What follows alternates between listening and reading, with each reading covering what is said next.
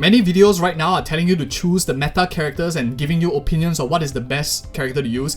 In this video, there's going to be none of that. I'm going to assume that every character has their own users and are all good, and some of you might even want to play quote-unquote not meta characters. These mistakes I'm going to talk about in this video are just general broad-based mistakes in terms of resource allocation and in terms of fundamental concepts you can take away. If you want more in-depth guides on you want opinions and stuff, there are other videos meant for that I've already done on my channel or other content creators have already done. But for now, let's get into this very unbiased video in terms of team building mistakes to avoid. And the first mistake that I want to recommend you guys to avoid will be to not play characters of a same element. For example, if you really like the free Serval, you really like Kafka as well, and you end up eventually maybe picking her up and you start building, like maybe you also build Arlen, or you build Tingyun as well because you heard that she's pretty good. So you build a team like that and you realize that when the enemies are not weak to lightning, especially early on, you will find it very difficult to break them in terms of weakness breaking, and it's very tough to clear content.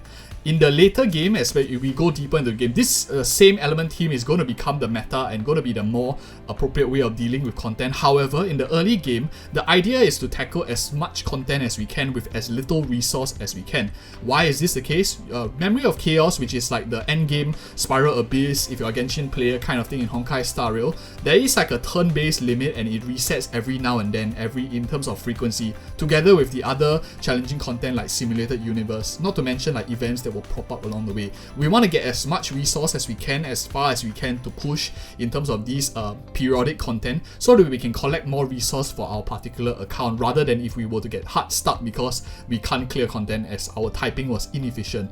So that's the first mistake to avoid. Don't build characters of the same element. It's going to just limit your progression, especially when you are facing a lot of other different. It's not because you are wrong, but it's mainly because the content that they are trying to revolve in terms of the shifting element meta might not be what your team excels in. Doesn't mean this team is weak or same element teams are weak at the moment. For example, if you have Silver Wolf, this will change drastically. I've already talked about her in a lot of other videos on the channel as well. But for now, because in the first two patches we won't have Silver Wolf, so she won't really affect this comment that I'm making in terms of the first mistake to avoid. And the second mistake to avoid will definitely be to build too much of a same DPS. What do I mean by building too many of the same DPS? For example, in a team like this, let's just say we don't make the first mistake of playing all like similar element. So we're going to take out maybe Arlen, for example, and we are going to swap in maybe Himiko now. So we have we have varying elements. We have fire here and we have lightning as well. So technically this is like not making the same element mistake. But one of the issues with a team comp like this is you have actually a lot of AoE damage but no single target damage. Of course, some characters, like some of you might be pulling for maybe Jingyuan in the second half. Let's just take out, for example, Kafka here, since she will come a little bit later on, and we're going to put Jingyuan in right here.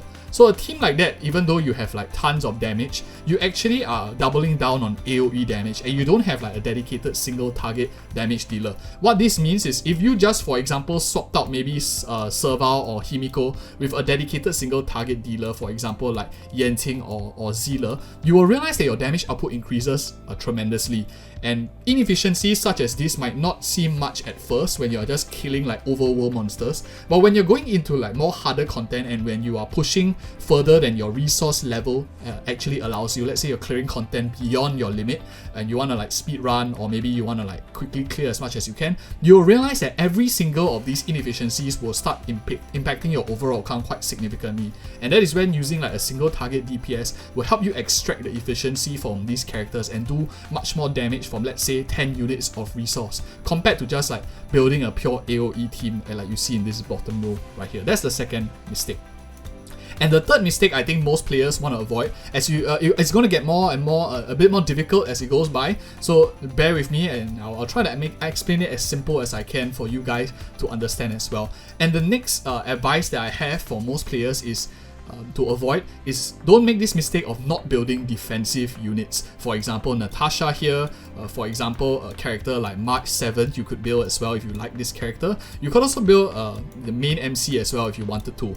In Genshin Impact, healers, for those of you who know, and other games like maybe the healers, defensive units, tanks might not be as flashy, as interesting, and naturally we gravitate towards the more flashy one-shot kind of units or team buffers that help make that big PP number so where you get that adrenaline rush as well to see that 1 million damage eventually and stuff like that. But don't sleep on these defensive units. A lot of the times, challenging content in turn-based games tend to be having to do with mitigating damage so that your damage dealers can dish out damage. Don't forget, in terms of like DPS, not only do you need to increase damage, but you also need to allow your DPS to stay alive so that they can indirectly do more damage as well. So that is why you want to build defensive units. Don't sleep on them. You will find in a lot of content as you push on that it gets harder and harder as well. You don't have to like min-max and make sure like Natasha, for example, has perfect substats, perfect gear and stuff like that. Not so early. You just need to make sure they are leveled, they have a bit of skills, you have them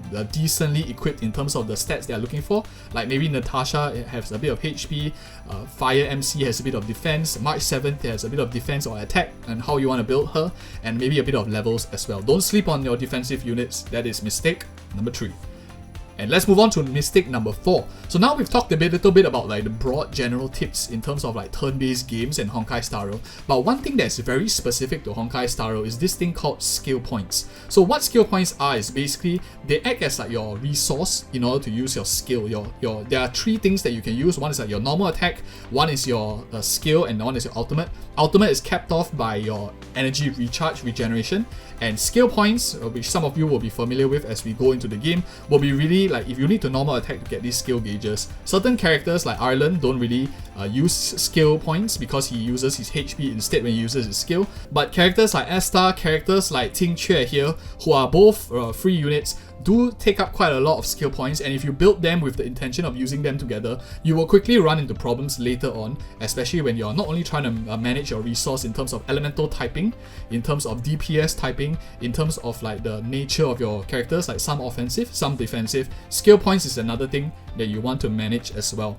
And of course, a lot of these team building tips, and now we are on to mistake number 5, is that you want to focus on team synergy. It's like the cheesy thing of like 1 + 1 = 3 when you have a very strong team. It's the same applies to Honkai Star Rail, and certain characters definitely work better with other characters. We've done guides on the channel already, so go do check it out for any character that you're interested in knowing how to extract efficiency. It's not all about playing the meta team. Even quote-unquote non-meta characters can also have high efficiency and clear content, or equally well with good investment as well.